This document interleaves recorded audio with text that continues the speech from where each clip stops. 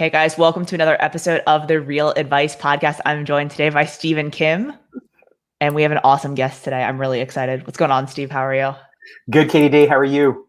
I am well. I am really excited to dig in today with our guest on all things digital marketing, sales, and social media. Our guest today is the owner of a media production company, as well as a real estate brokerage. His media company focuses on content production with an emphasis on branding and sales.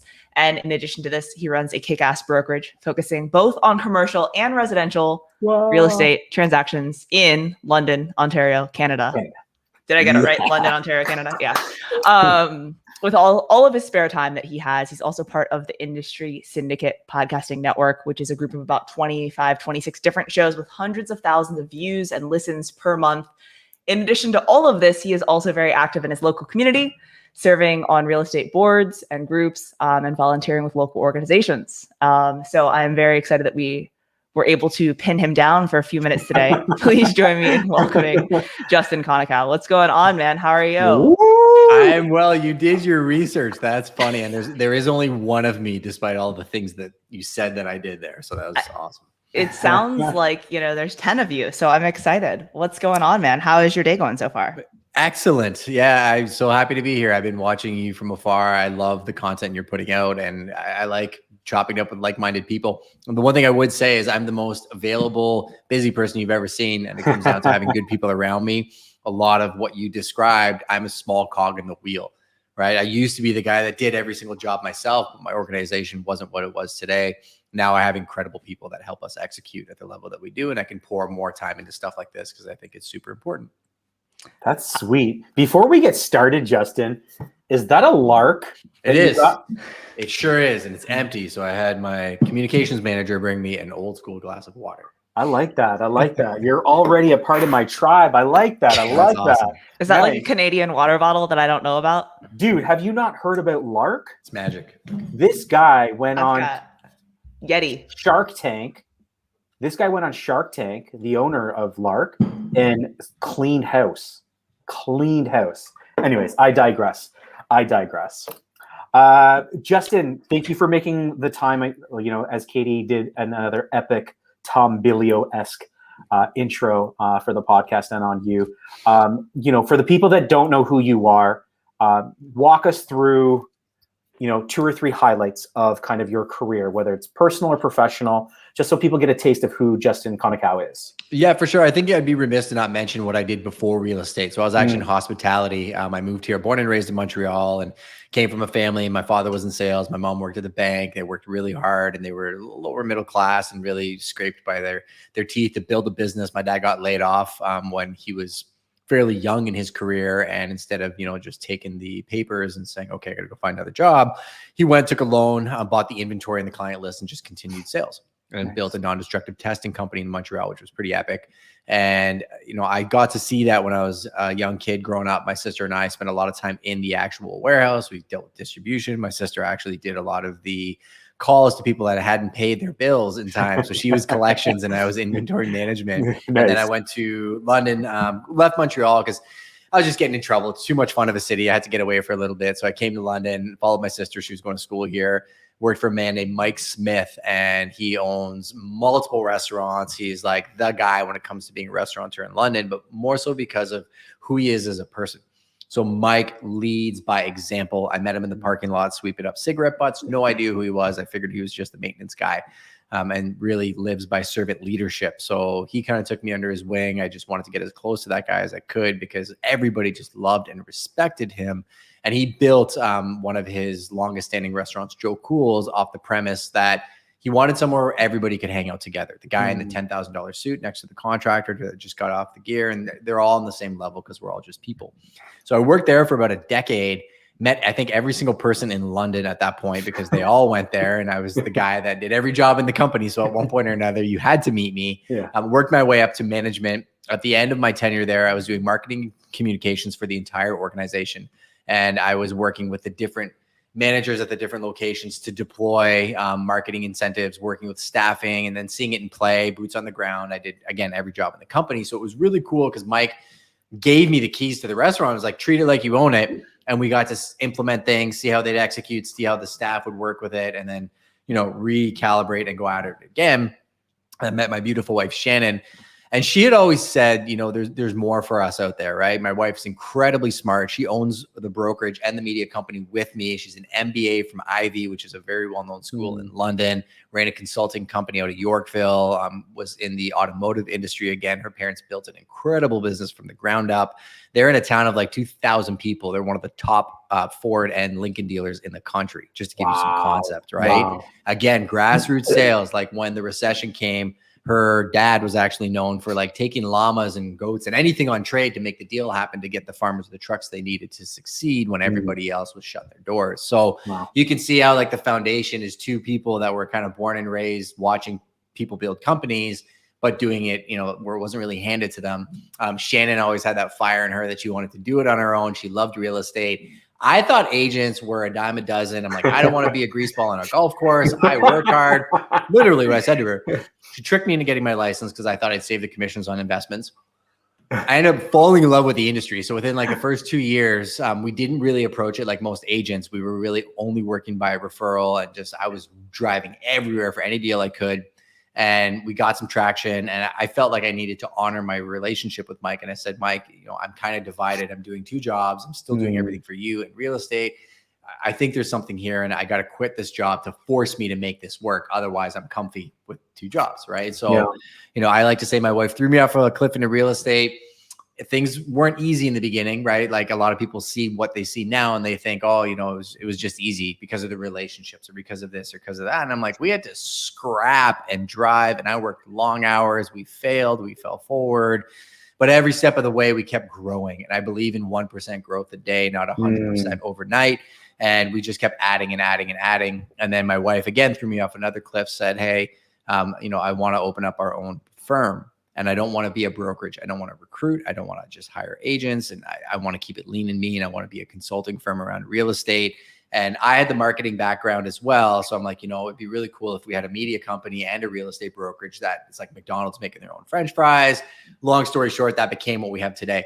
So we look at ourselves as a 360-degree solution. You have the real estate component. So Katie calls me to list her house. I come in, hit her with the numbers. This is how we're going to do it. This is how we sell, who we are. Cool. Awesome. Now the production team comes in, they create all the assets. Then it goes to the agency side of our business. They run all the ads, the data sets, the custom audiences, and then they kick it back to the real estate side saying, hey, now you're going to actually execute and close the deal.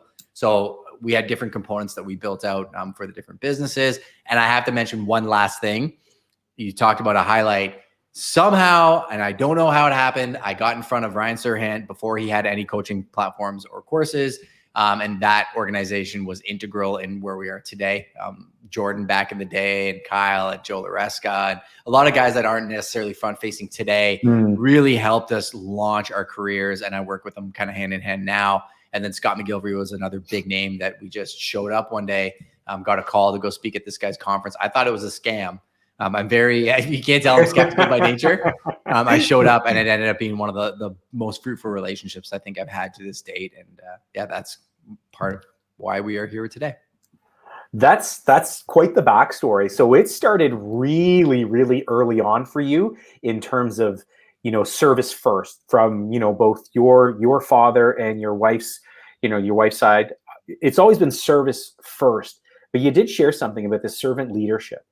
Mm-hmm. Would you say that being immersed in service first your whole life has served you very, very well in kind of, because I'm not even going to ask you like if you follow the parameters of servant leadership. You definitely emulate it. It just radiates from you. But would you say that experience has essentially made the transition into this leadership, the servant leadership role, much easier for you? For sure. I actually think, it'd be good education for anybody to go through and work in the hospitality industry.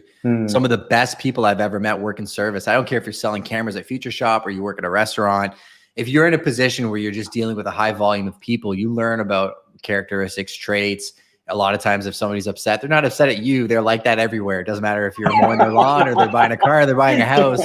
Some people you just can't please, right? So it definitely equipped me to deal with what I'm dealing with now at a high level. But I think it also being around the right people matters, Yeah. right? Like Katie and I have spent a lot of time together on Clubhouse in different rooms, and you really see people's character through the way they treat others. And that's, I think, the biggest lesson is, looking for the opportunities to lead and being like, I see garbage. I could pay somebody to take that out, but that gives me an opportunity to show somebody that I'm not above anybody else, right? And I also use this analogy. If we go to the restaurant, the three of us, and not that you would ever do this, Steven, I know you're not that type of guy, but you're super rude to the waitress, you're never really going to earn my respect back, because that's an indication of your character, right? Yeah. So, just seeing other people lead like that made me want to lead like that. I didn't come up with it, but I definitely took a page out of it into my own story. So apart from like your family, like your father obviously had a tremendous, impact on that. Who were some other people that along the way you mentioned, sorry, was it Mike Smith?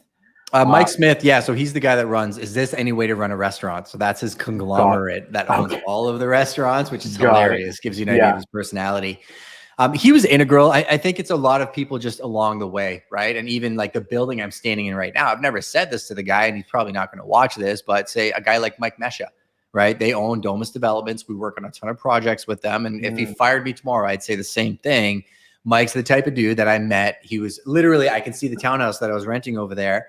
He was waking up early in the morning, and he was up first, and he was picking up garbage on the side. And I thought he was just a site worker. And we'd always talk, and I'd go to the park and I'd work out, and lo and behold, he's the son of the guy that owns the whole company. And I respect people that work hard and show up, right? So I think people like that, and I'm going to say there's so many that I couldn't possibly name them. Got it. But I would also be remiss to say that, my wife and my mother-in-law weren't integral in really opening up my eyes, because I searched for a very long time for identity, right? When I was in the restaurant industry, and I kind of joked in the beginning, I left Montreal because it wasn't the healthiest place for me. I was treating my body like an amusement park. And it was one of those things where I got into, substance abuse and things that I share openly now to try and help other people and say, like, you're not unique. You're not alone. I've been sober for 15 years now. And it was only by the grace of God and my wife and my mother-in-law that I understood that I had a higher purpose than just living for this world and living in that environment. Right. And, they were integral in me, finding my faith and being where I'm at now, and believe in whatever you want to believe in. It's my journey. And I understand that now I have a purpose that's much bigger than me. And I think I'm living for that legacy. Right. Wow. That's powerful. Thank you for sharing that. That's awesome. That's really, really awesome. Sorry, Katie, I know I'm hogging all the questions here like I always do on the podcast. So I'll turn it over to you. All good. And I don't know if you got my text or not, but my internet is going in and out. So I'm just sitting over here, like watching the little, internet sign thing coming on and off. So I'm like, oh God, keep going, Steve. You got this. Awesome. So all good there. So I think we've got Zach on here. Oh, that's Zach. I love Zach. That's awesome. Nice to see you, brother. Zach just dropped. Oh, sorry. Go ahead. No, Zach just dropped something on one of my posts yesterday. I appreciate you, brother. He was like, hey, I've learned more from, he said, me than all of his, grade 9 and 10th teachers combined all together. And so I appreciate you, Zach. Love you, man. So do you want me to keep going on with the questions? Because I know your internet down there is a little janky. No, all good. Yeah. So I guess the internet's better in Canada than it is in Texas today. So way better. Justin, I know you're coming through okay on my end. StreamYard's a cool app. Right. Yeah, it's clear as day. So I'm good. Keep it going. So I know, obviously we met on Clubhouse, and that's kind of how I feel like I got to know you. So it's nice seeing you kind of face to face. How would you say Clubhouse has impacted, your business and your relationships, over the past now almost year, but 6 months to 8 months? I think a big part of it has to do with the tribe of people that we found, right? I think your experience on Clubhouse could go one or two ways very quickly, because there's a lot of vampires on there and people that are literally just there to be predatory. I hate to say it, but it's true, right? Yeah.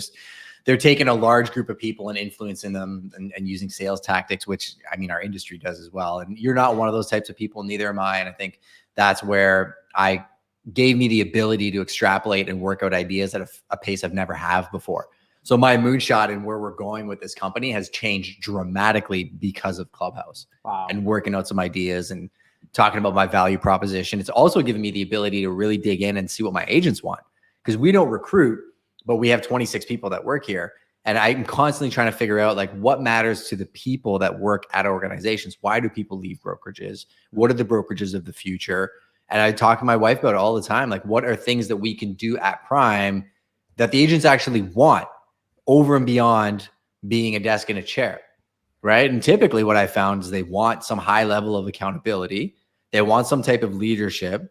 They don't want to go in and put 10,000 hours into every single aspect of how people are doing these, but they want the leadership to do it and extrapolate that to them and make it easy for them to still live their life and do their business. And, you know, they obviously want the cheapest splits that they can get and the most leads that they can get as well too, but we're not the cheapest brokerage out there for a reason, but our average agents kill it and they make a lot of money because I think we're looking at the person, not the company. And I think that's a big role reversal. I just did a video on it today that's going to come out next week about how I really truly believe that the hero of the movie in a brokerage is the agent and the brokerage is the guide. If you read the book Building a Story Brand, that's the whole discussion, right? Yeah. Where previously it's, you know, the brokerage and the broker of record is the hero. They're the ones that own the organization. But I think it's going back, which if you like servant leadership, that's a good position to be in, right? It's the concept of like people over profits. Yeah. Like as you're talking about that, like for sure. We're sales based every day, all day, every day. And there's this underlying component where really people still got to eat. They still got to make money. So it's this slippery slope of, you know, being a little bit of sales, being empathetic, holding people accountable, and then giving them like just superior leadership. So it's this crazy juggling act. So, you know, you being an operator, owner, entrepreneur, wearing multiple hats, how do you do this throughout the day? Kind of even keel throughout the day? Because I know we kind of all operate at, I would say, pretty similar levels. We put out lots of fires, to put it loosely. But how do you manage to do this every single day? This kind of even keel throughout the day? So I'll use something Katie does, and that's I work out every single morning typically, right? I'm doing a lot more like soft tissue and flexibility work because I just dealt with a hip procedure. So I know that I'm like 6 to 8 weeks out from training hard, but training makes a huge difference. Tactical advice for people, time blocking is critical, but even before you time block, you have to map out your ambitions and you got to kind of reverse engineer it. And I tell people, fill your cup first. And I don't always take my advice, right? But I've recently been looking at my schedule with my wife and saying, how often do we want to go away? What time do we want to have dinner at? How many days a week do you want me here? How many days a week, you know, do you want me to do something fun or go with faith? And it sounds funny that I'm like talking about individual little things like that, but we've created something with a calendar where once a year we want to do an epic trip. Right? We're in COVID lockdown in Ontario, but we want to do the East Coast in our motorhome. That's on our docket. That's probably going to happen when we can do it this year. Once a quarter, I want to go away for a vacation, right? And whether that means a week, unplug, whatever. Once a month, I want to go away for at least a night or two, which is totally feasible if you put it in your schedule. Yeah. And then there's all the other little things like training and self-work and stuff like that. So that all goes in the calendar first. Then you really have a picture of, okay, now if I'm a happy Justin, how much time do I have to do my work, right? And how much work do I have to do to accomplish the things I want to do? And let's just talk tactically.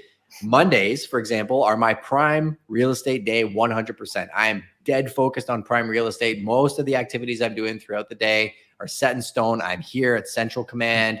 We do our WIG meeting in the morning. Every minute is planned. So literally I just show up. I don't even have to do anything. I just show up. Everything's in my calendar. I know what I'm doing, when I'm doing it.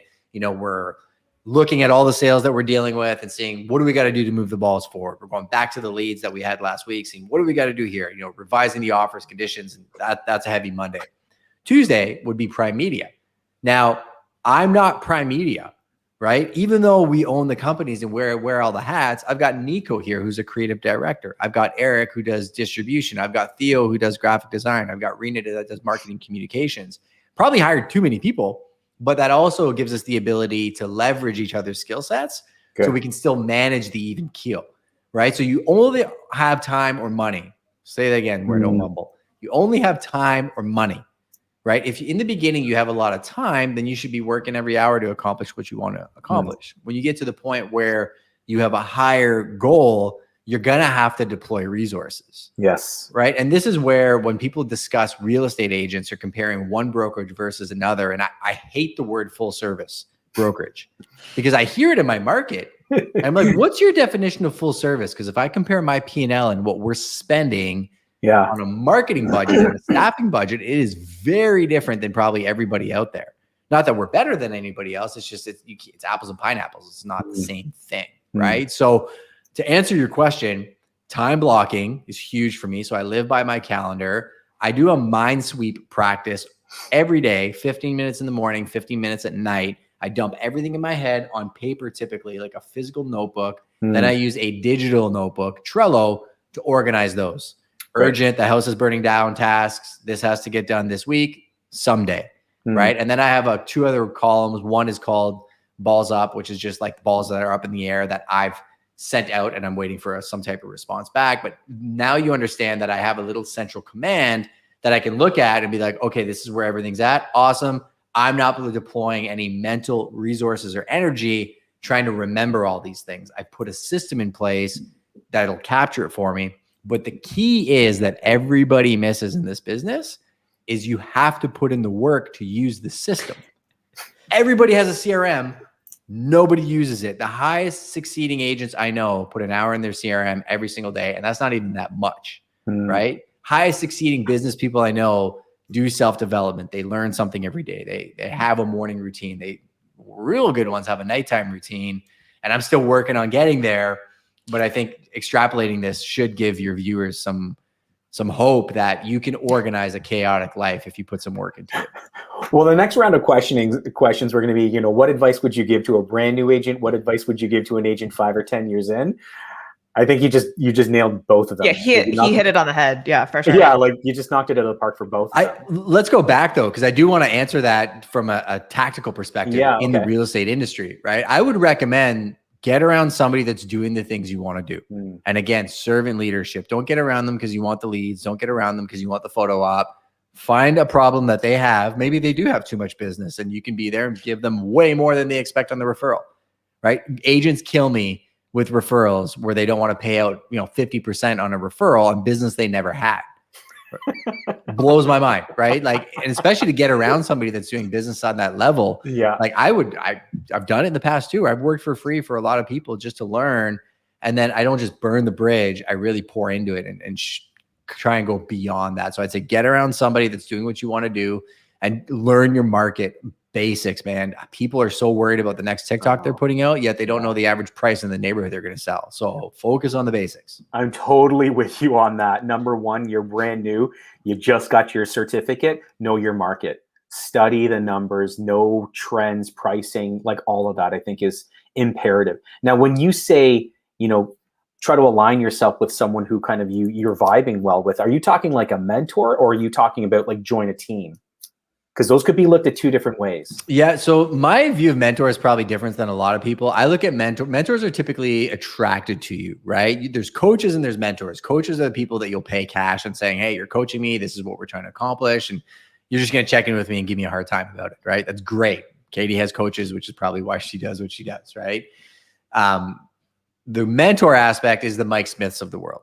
It's, how you find these people that they'll start showing you how they got to where they got without any real expectation of return. I think teams are good, but again, my opinions of teams are very different these days than they used to be because I think too many people read the Big Red Book and that's just the model that they run, Rainmaker, team members underneath them. My issue with that, I said the agent's the hero, right? And I personally want to put that agent on because if I'm an agent and I get a listing, I want my sign on that listing, right? I want people to know that I'm selling real estate. I eventually want to be selling multi-million-dollar houses and I want to have some type of online profile. Like I want my shine too. So, if there's an agent out there that wants to work with somebody and still maintain their brand integrity and grow their own image, I would say, don't falsify the image. I would share my journey. The things that I'm learning. I just got off a call with a builder an hour ago where he told me he was doing a deal and he saw something in a video I posted about something I learned, something I didn't even know that I said in the video, and it helped him in a contract negotiation. So there's a real world example of how that works. But I would tell them to go to a high producing agent and partner with them. So Katie, you're crushing it in your market. I'm moving there because I hate Canada. I won't get into that. I like Canada. Just some of the rules right now are brutal. So I'm coming to your market. Texas, completely open. You're good. Give me business, right? Like, what are you working on that you don't have time for?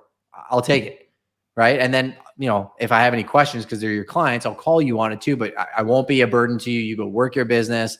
I'll crush it. I'll do the follow-ups. I'll convert. I'll pay 50% on every single deal. Awesome. Katie's like, I'll do that all day long. I know Justin's got energy and stuff like that. You might have some questions. So you may want to put some parameters around that. That's the type of relationship I think is going to be very valuable, because Katie's going to have the ability to execute, do her job. And she'd probably be there for check-ins where I'm like, hey, we're putting an offer on this property. What do you think of the price?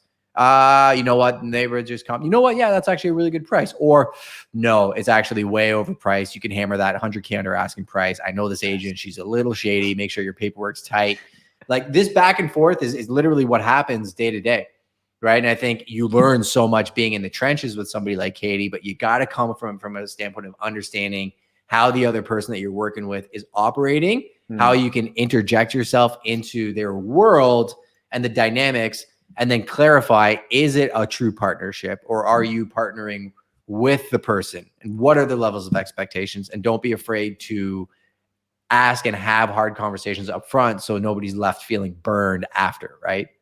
Yeah. I think that's the most important too, right? Is having those conversations in the beginning. This is fun since we're live on Facebook. Matt out of Atlanta area, Georgia, just asked a question. If you started over today and you only had $1,000 to spend for sales and marketing, what would you spend your time and money on? Ooh, good question. So if I was a brand new agent and I've never done anything yet, I'd buy a cell phone and I'd pay my cell phone bill. It was really, really simple. Because again, man, like, honestly, you spend time on Clubhouse with some of the crew that we roll with every morning, right? And you get it like an MBA level education from agents that are doing billions of dollars of real estate. So there's so much free stuff you can do with your phone. Data is like never before. You can document your journey. You can do a lot of marketing for free, right? So I would be documenting my journey on Instagram and Facebook, and I'd be there. But if I was actually going to deploy that in a marketing world, and Matt knows this answer, I've said this to him before, maybe it just needs a refresher. I would take that $1,000 and I would deploy $70 towards straight lead capture. So I would go out and I would say, I'm going to target Upper Richmond Village. The average price point in Upper Richmond Village is about 1.5 million here. So I would say Upper Richmond Village homes under 1.5 million, under the average price. That's the ad I would run. And I would take photos of homes in that area. Maybe I would contact agents that have sold homes there and ask them if I can use the photos, or I'd use some stock photography of homes in London, and I would just run a carousel ad, and I'd do $700 on that, because you're going to generate a lot of leads that way. And you're going to start building your database. And trust me, those phone calls will teach you a lot on how to talk to people and how not to. I'd take $20 of that, or sorry, $200 of what was left, because I already spent $700. So there's only $300 left. Take $200, and I would be putting out some informational content around Upper Richmond Village. And I'd say, here's a market update. Did you know the average price in Upper Richmond Village is 1.5 million? Did you know the average days on market in the last month was 29 days? That is up 20 days from the month previously. Prices are up 40% since last year, but they are tapering off. That's it. No call to action. No, hey, I'm Justin from ABC Real Estate. Anybody looking to buy or sell a home? Informational content. And I would run that ad. So if I had $1,000, I'd probably divide it to, let's say, $100 a month for 10 months to just make it simpler. And I would run that ad with a different piece of informational content every single month for that 10-month period. And that would give me an audience base in Upper Richmond Village. Now I would take the last $100 and I would create a custom audience around anybody that engaged with that ad. Yeah.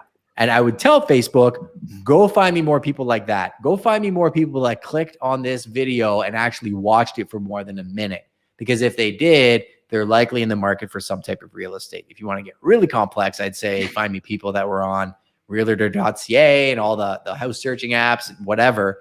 But that's what I would do. I would take 70% of whatever budget I have. If it's $100, $70. So 70% lead capture, 20% brand advertising, 10% creating a new audience. And I would build and I would build and I would build. Everyone just got a funnel.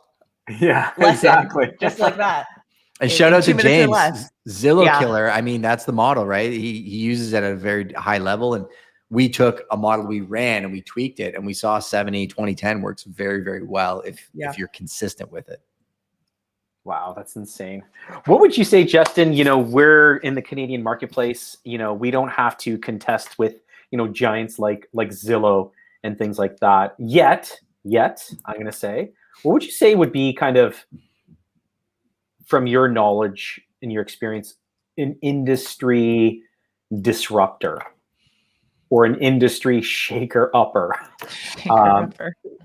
Right, because I think you and I, we can both agree that our marketplace, Canada in general, we're not that we're behind the US in terms of how they do real estate, but just we do things a little bit differently here. What might you think or suggest would be an industry disruptor in a marketplace like ours? Yeah, for sure. So I'll lead off by indicating that, first off, I can't say anything about Zillow because they're technically a brokerage now in Canada. So in Canada, I can't say anything about any other brokerage. It'd be disparagement. And I sit on 3 different committees, so I take that pretty seriously. So let's pretend Zillow doesn't exist, right? Let's talk about third-party applications, right? And those do exist in Canada, where consumers can go online and they can see sold data. And I'd say that right now is what every real estate agent is worried about.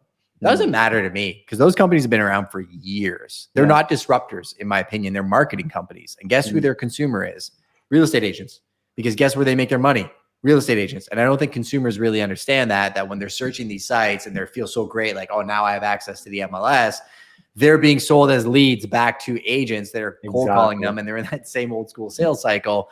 So to me, they're not in the same business that I am, honestly. Like what we're trying to build at Prime, apples and pineapples, we're on a different planet. Because when they sit down in a meeting with me versus a third-party application, or even if it was a multinational corporation that had all the data in the world and huge market share, they can't compete with me because they don't have the human-to-human, belly-to-belly connections that I have. And I know everybody says that, but we're thoughtfully building that here.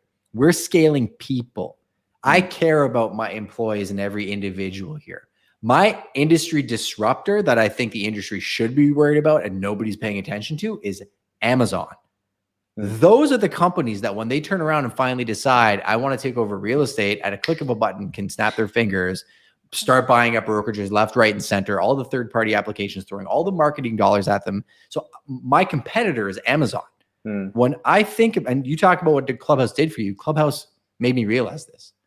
Right, I was in a room with Brian Benstock, who runs Paragon Honda out of Jersey, the largest Honda sales organization.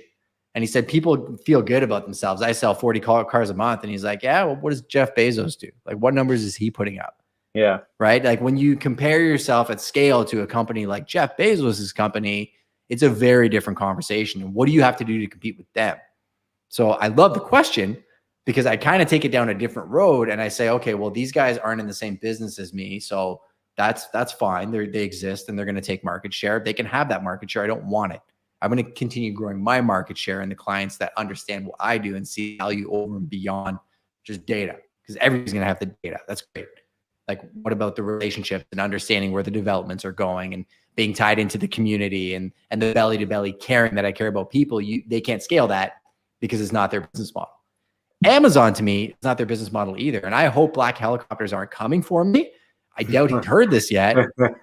Amazon can't compete with me because they're not scaling people. They're scaling profit, right? They're opening up a facility in Talbotville, which is great for the community. I think, from an infrastructure standpoint, the logistics are there, the highways are there, that they're going to serve a need. And they're going to level out a lot of offerings that are out there for the consumer right now that don't bring value. Ultimately, your value is defined by how much profit you're making versus how much value you're delivering. And I think the value delivery has to really change. And the transaction's a portion of that, but it's way beyond that. I make my clients wealthy because of my relationships with Katie, who wants to open a CrossFit gym here. I could hook her up with 1 million people she couldn't get to herself. That's my intrinsic value. Not, I'm going to buy her house. She knows I'm an expert at real estate. That's already done. She knows because of the content I put out that I'm good at my job and I can get more eyeballs on her property than anybody. But when she comes here and she's going to establish where her kids are going to play and where she's going to work out and where she needs to eat and who owns this restaurant and that company and this company, that's where the beauty is. And I can't scale myself to be that person in every single market. but I can scale good humans in every single market. And I can show them how to do what I did here. And then if I know Katie's going to St. Thomas, Nathan's the guy to talk to. And if I tell her Nathan's the guy to talk to, that's scalable.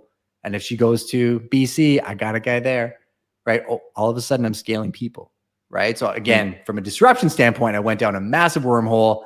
I think Amazon would be the one that I'd be worried about more than the others, but I got a plan. So we're going to be okay. I love that though. I love that.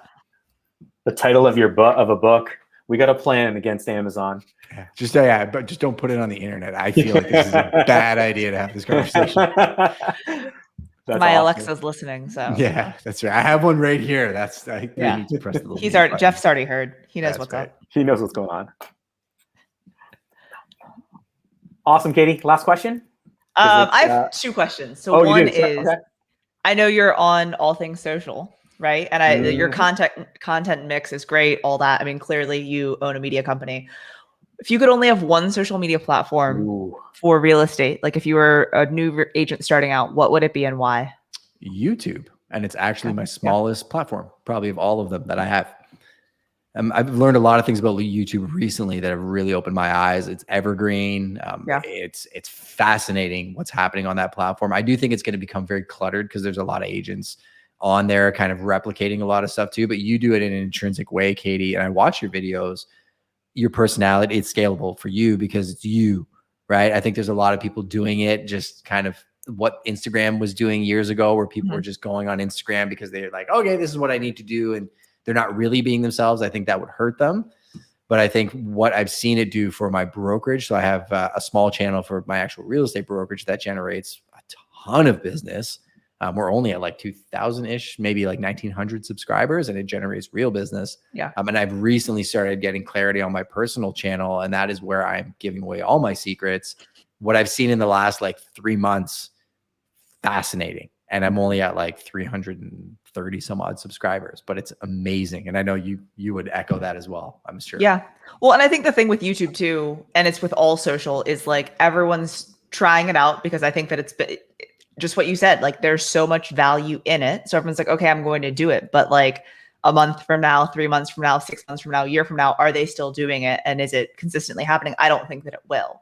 Right. And as you said too, like if I'm this way on my video and then I'm this way in person, once you meet me and you see that it's not the same person, it's like, oh, So will they do the work? I think that's the biggest question, right? A lot of people, they want what they see on TV, but very rarely will they actually put in the work. Yeah. All right. I've got it's a tough one. Head scratcher for you. Shoot. All right. If it was your last meal on earth, what would you be eating and why?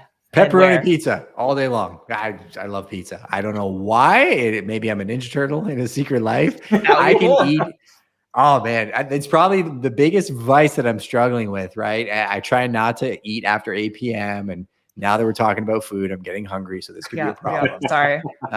It's just, I don't know. A good piece of pepperoni pizza can tell you a lot about the restaurant it came from. Wow. Nice and simple. Love it. I love it. You know what the other secret is? And this is the mistake everybody makes with pizza. I'm sorry. Too many ingredients. A good pizza is very simple. Cheese, 1 or 2 or 3 ingredients. That's it, man. When people start adding 5, 10 or 15 ingredients, it's a different thing altogether. It's not pizza anymore. I thought it's like hard to eat because it gets soggy, and you're actually our second pizza person. So I hate to Who's the other one? Oh, our boy James, the Zillow killer. Oh, my man. Well, we'll have to go to Brooklyn one day and hang out with him. He's an anomaly though, because he was like, he doesn't have time for food. Don't forget. He was like, you know what? I don't got time for food. It's like he's so funny. He makes me laugh. I texted him randomly yesterday. Of all things, we're having this conversation because he's been busy with his investment stuff. I'm like, I miss you, bro. I'm like, I know you're busy. No expectations. Just want to tell you I love you, right? And he's out there doing his thing. So the proximity of people is amazing, right? I'm so happy that we met, and I'm sure there's going to be more of this to come. You guys have to come on my podcast now. So we got to make that happen. Done and done. Sweet. Well, Justin, thank you so much for just your infinite wisdom, sharing all of your incredible experiences. I know a lot of the viewers and listeners, I know I'm fumbling over my own words, picked up so many wonderful nuggets of information. You speaking your truth is a breath of fresh air, especially in an industry laden with egos.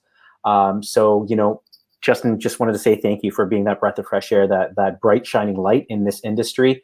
And for those people who don't know where to follow you, Justin, where do we need to send everyone to start following you? I would say the YouTube. That's what I'm working on. The So YouTube. All right, let's go. But Justin.Konikow is what my name is everywhere. I've tried to make it really simple. If you want to talk to me directly, I'm very accessible on Instagram. And then again, if you want to kind of see that journey that I'm putting a lot of effort into, it'd be the YouTube channel. Awesome. I'm excited. I'm going to head over there now. Yeah. Get one more sub. I'll be so excited. You know that feeling, Katie. Amazing. Thank you again, Justin, for all of your Awesome. time. We wish you much success for the rest of the year. I appreciate you both so much. Have a great day. Peace, everyone.